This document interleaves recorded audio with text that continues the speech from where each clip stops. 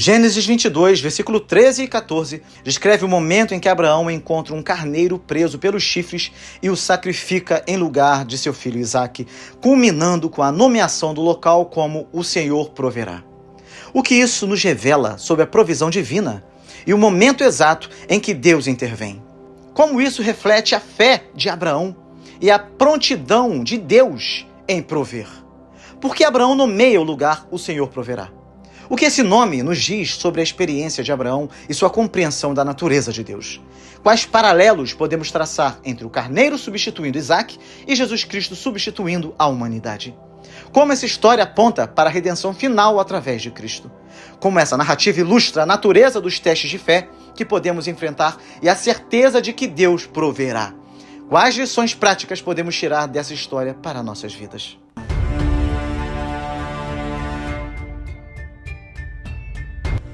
O sacrifício real, o Cordeiro de Deus, não foi poupado, como Isaque o foi, porquanto havia a imposição de uma necessidade divina.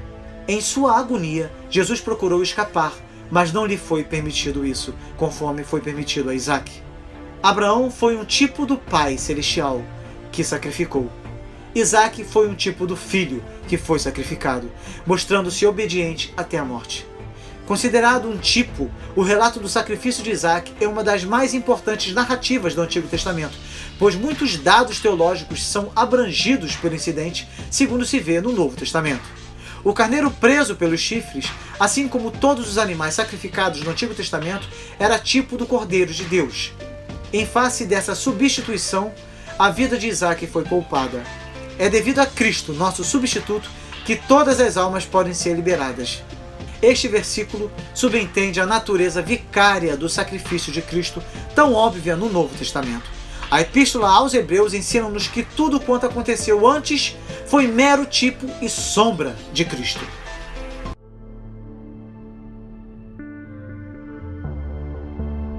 Yavé Jireh significa Deus verá.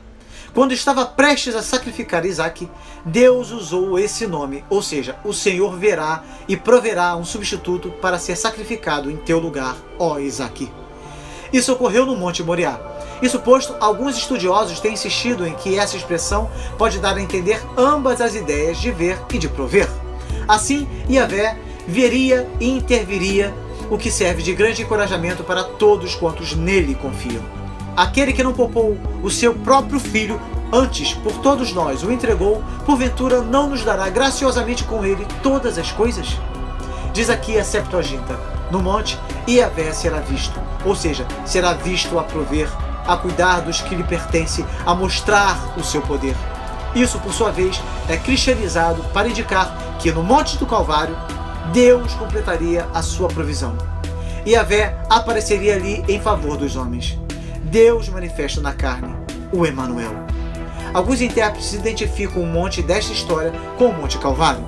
Isso seria uma coincidência notável, mas não há como examinar e comprovar a questão. Seja como for, há uma identificação espiritual, mesmo que talvez não haja uma identificação de localização topográfica.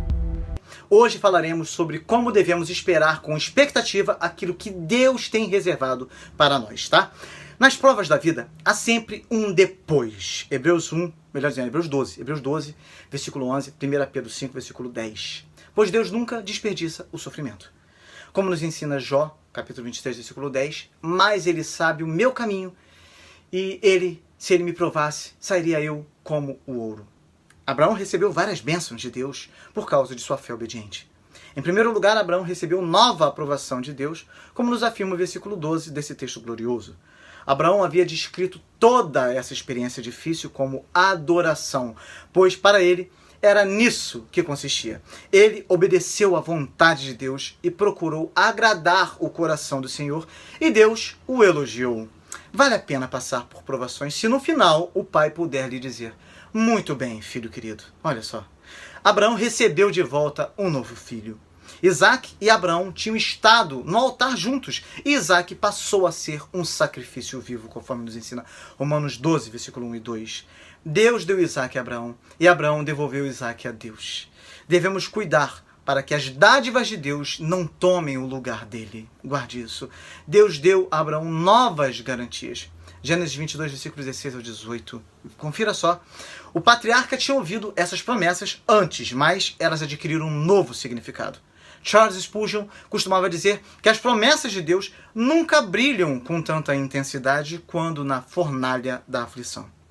Aquilo que 2 homens fizeram num altar solitário um dia serviria de bênção para o mundo todo. Abraão também descobriu um novo nome para Deus. Verifique só no versículo 14 desse capítulo 22. Como já falamos sobre isso, Jeová Jireh, quer dizer o Senhor será visto ou o Senhor proverá, né? O templo judeu foi construído, né, sobre o Monte Moriá, segundo Crônicas 3, versículo 1. E durante o ministério do nosso Senhor, Jesus aqui na terra, Jesus foi visto lá. Cristo era o verdadeiro Cordeiro de Deus, oferecido por Deus pelos pecados do mundo. Hudson Taylor, o fundador do Ministério Missão para o Interior da China, conhecido hoje como Overseas Missionary Fellowship, costumava pendurar em sua casa uma placa com 2 palavras em hebraico, uma placa na sua casa. As 2 palavras diziam o seguinte: Ebenezer e Jeová Jireh. Ebenezer significa pedra de ajuda. Até aqui nos ajudou o Senhor. 1 Samuel 7, versículo 12. E Jeová Jireh significa o Senhor proverá, como já falei aqui. Então, ou seja, quer olhasse para o passado, quer para o futuro, Hudson Taylor sabia que o Senhor estava trabalhando, portanto, ele não tinha nada a temer. Quando ele chegou em casa, Abraão ouviu outro novo nome, Rebeca. Olha só, coisa interessante, muito interessante isso. Quem era Rebeca? Era a moça que Deus estava reservando para Isaac. Um homem com um único filho podia ter desanimado ao ouvir a lista de nomes da família de seu irmão, né? Mas Abraão não se abalou.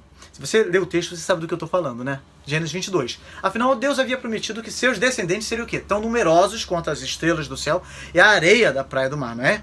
Gênesis 22, versículo 17.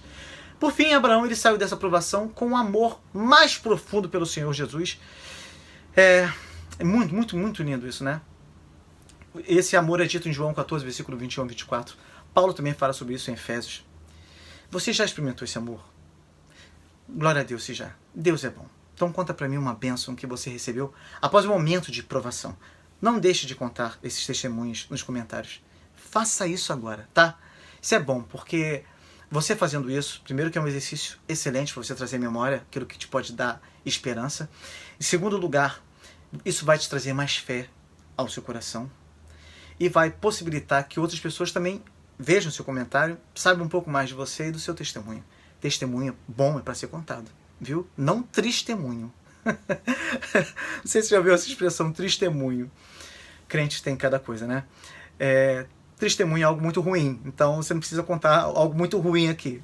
Na verdade, a nossa intenção aqui é fazer com que você traga a memória e participe sempre aqui com a gente, lembrando das coisas que o Senhor tem feito para a sua vida, porque se tivermos sensibilidade para isso, amados, com certeza nós olharemos com mais esperança para o futuro. Muitas vezes a nossa vida é cercada com tanta coisa difícil, tantas lutas, que a gente esquece de louvar a Deus pelos momentos de dificuldade que nos proporcionam crescer ainda mais para a glória do Pai. É sempre assim.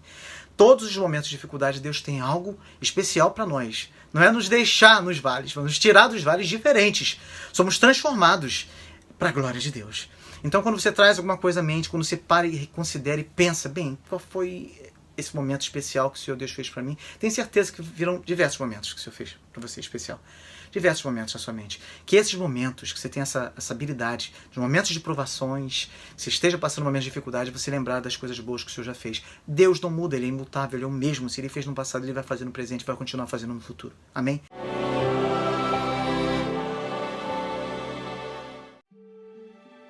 Senhor Deus Todo-Poderoso, Pai, nós acabamos de meditar sobre Gênesis 22, versículo 13 ao 14. Pai, fomos profundamente tocados pela Tua provisão milagrosa quando Abraão encontrou o carneiro preso pelos chifres e o sacrificou em lugar de seu filho Isaque. Reconhecemos a Tua fidelidade, a Tua promessa de prover em nossas necessidades mais profundas. Pai Celestial, assim como Abraão nomeou aquele lugar, o Senhor proverá, reconhecemos que Tu és o nosso provedor.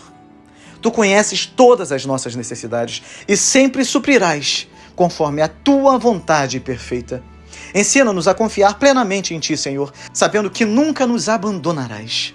Senhor, pedimos Tuas bênçãos sobre o Teu povo ao redor do mundo. Fortalece a fé daqueles que te seguem e concede-lhes paz, proteção e sabedoria. Que em cada nação e cultura tua presença seja sentida e teu nome seja glorificado. Ajuda-nos a ser testemunhas vivas do teu amor e da tua provisão.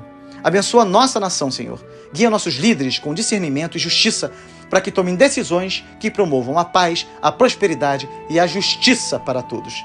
Que os corruptos sejam punidos e que o Senhor continue fortalecendo os teus servos para que haja paz em nossa nação. Que nossa terra seja um lugar onde todos possam viver em harmonia e segurança, refletindo os valores do teu reino.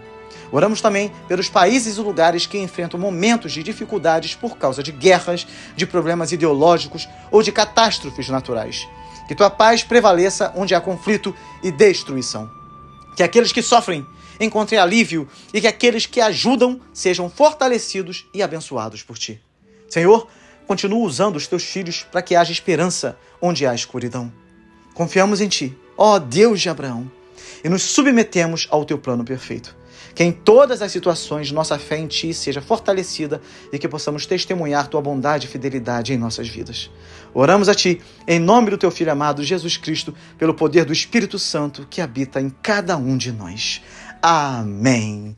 Amados do Senhor, por favor, dê o seu like, compartilhe esse vídeo, por favor. O nosso canal aqui chegou a 33 mil inscritos. No entanto, a entrega dos vídeos continua muito baixa. Extremamente baixa, porque o conteúdo que produzimos aqui não agrada ao sistema. Todos os dias eu perco muitos inscritos aqui do canal.